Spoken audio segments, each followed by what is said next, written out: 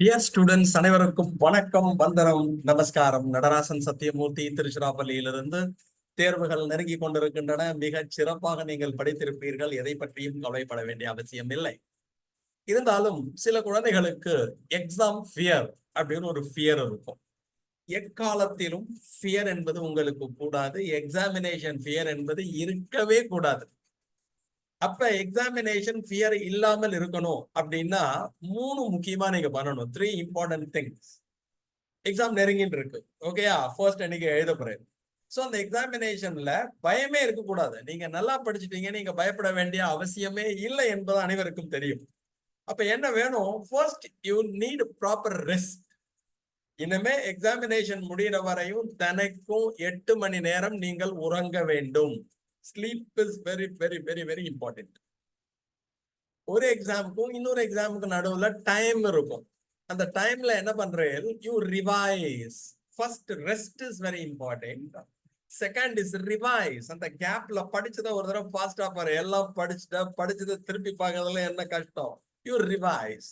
Then your nervous system, your neurons, your brain is rejuvenated. Rest எடுக்கிறோம், revise பண்றோம். Revise பண்ற சமயத்துல your brain is rejuvenated. Memory, storing of informations, it should be retrieved at the time of examination. For the retrieval we need experience. அப்ப revise பண்ற சமயத்துல ஏற்கனவே உன்னோட மெமரியில store ஆகி இருக்கக்கூடிய அத்தனை இன்ஃபர்மேஷனும் என்ன ஆகும்? ரீஜுவனேட் ஆகும். அப்ப எந்த கேள்வியை கேட்டாலும் கேள்வியை பார்த்த உடனே உன்னோட கை அப்படியே பிரைன் மாதிரி வேலை பார்த்துக்கிட்டு கட்ட கட்ட கட்ட கட்ட கட்ட கட்ட கட்ட கட்டன்னு எழுதிட்டு போகும். இது ரொம்ப முக்கியம். So no fear. எக்ஸாமினேஷனை பத்தின எந்த விதமான ஃபியரும் இருக்கக்கூடாது. நாம் படித்த வினாக்கள் தான் தேர்வில் கேட்கப்படும். நமக்கு தெரிந்த வினாக்கள் தான் கண்டிப்பாக பரீட்சையில் வரும். மிக சிறப்பாக நாம் பயின்றிருக்கிறோம் என்று நினைக்கின்ற சமயத்திலே எதை பற்றியும் கவலைப்பட வேண்டிய அவசியம் இல்லை. So feel confidence. உன் மேல உனக்கு ஒரு நம்பிக்கை இருக்கணும். தட் கான்ஃபிடன்ஸ் லெவல் ரொம்ப ஹையா இருக்கணும். என்னைக்குமே லோவா பண்ணிக்காதீங்க.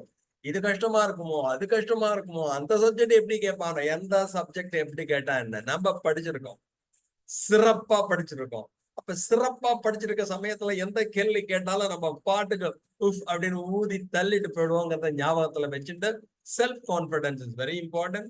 You should always feel confident. அது மாதிரி இருக்கிற சமயத்துல உனக்கு எக்ஸாம் ஃபியர் வராது. என்னைக்குமே ஆப்டிமிஸ்டிக் திங்க் தான், ஓகேயா? என்னைக்குமே ஸ்டே ஆப்டிமிஸ்டிக். பாசிட்டிவ் திங்கிங் தான் இருக்கணும். பாசிட்டிவாவே மைண்ட் செட்டை வச்சுக்கணும். எவ்வளவு ப்ரெஷர் லைஃப்ல வந்தாலும் if you have a positive mind set, ஆப்டிமிஸ்டிக்கான இருந்தேன்னா கண்டிப்பா நம்மளால எந்த ப்ரொஃபஷனை எடுத்துட்டாலும் சரி. இப்ப இப்ப இப்ப எக்ஸாமினேஷன், நம்ம பின்னாடி ஃபீல்டு போறோம், ஒர்க் பண்ண போறோம், மேல படிச்சுட்டு ஒர்க் பண்ண போறோம். அப்ப எதுக்கு போனாலுமே இந்த optimism is very very important. அப்படி இருந்தேனா உனக்கு செல்ஃப் கான்பிடன்ஸ் இருக்கிற சமயத்துல கண்டிப்பாக மிகச்சிறப்பாக செய்ய முடியும். அப்புறம் ரெஸ்ட் வேணும்னு ஆசைப்படுற கண்ணை மூடிண்டு ஒரு 5 to 10 மினிட்ஸ் மெடிடேட் பண்ணு.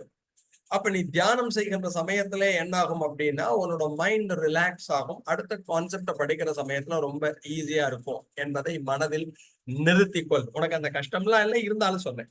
அப்ப 3R மறக்க கூடாது. எது? One is rest. ரெஸ்ட் எடுக்கிற சமயத்துல என்ன ஆகுது அப்படின்னா உன்னோட மசில்ஸ் எல்லாமே ரிலாக்ஸ் ஆகுது, மைண்ட் ரிலாக்ஸ் ஆகுது, எல்லாமே சிஸ்டம் இஸ் ரிலாக்ஸ்ட். ரெஸ்ட் முடிச்சதுக்கு அப்புறம் என்ன பண்ற? You are going to revise.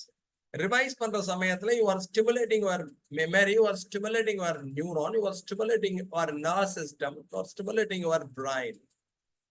அப்ப நேச்சுரலி என்ன ஆகும்? அத்தனையும் ரீஜனரேட் ஆகி எக்ஸாமினேஷன்ல கொஸ்டினை பார்த்த உடனே சிறப்பாக நீங்கள் எழுதுவீர்கள் என்பது உறுதி.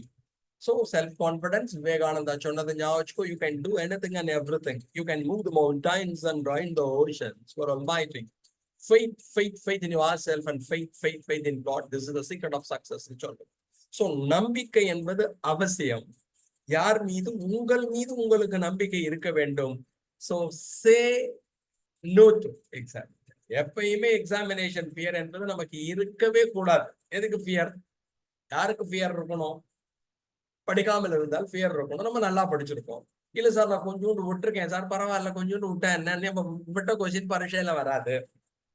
ஓகே பரீட்சையில வந்தா என்ன பண்றது sir? You have options, you have choices. 1 மார்க்கை பொறுத்த வரையும் தான் உனக்கு ரொம்ப ஈஸி. ஏன்னா 1 மார்க்ல ஆன்சர் கொடுத்துருப்பா, 4 ஆன்சர்ல உனக்கு நீ செலக்ட் பண்ண போற. அப்போ 1 மார்க் உனக்கு டஃப் கிடையாது. ஒரு பாடமோ 2 பாடமோ நம்ம படிக்காமல் இருக்கோம், ரிவைஸ் பண்ணாமல் இருக்கோம் அப்படின்னா அது பரீட்சையில வந்து எடுத்தோம்னா 2 மார்க்லயோ 3 மார்க்லயோ 5 மார்க்லயோ வர சமயத்துல நம்ம என்ன பண்ண முடியாது? சாய்ஸ்ல விட்டுட முடியும். You have choices in 2, 3 and 5 mark questions. 1 mark 4 option ஆன்சரே அவன் கொடுத்துருக்கான். 4ல இருந்து ஒண்ணு நீ செலக்ட் பண்ண போற. So examination is very simple, very easy. நீ படிச்சதுதான் வரும், கவலையை விட்டுடும்.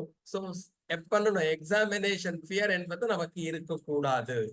So no examination fear. Best wishes. திருப்பி நாளைக்கு மீட் பண்ணலாம். Thank you very much. Tata bye bye. See you.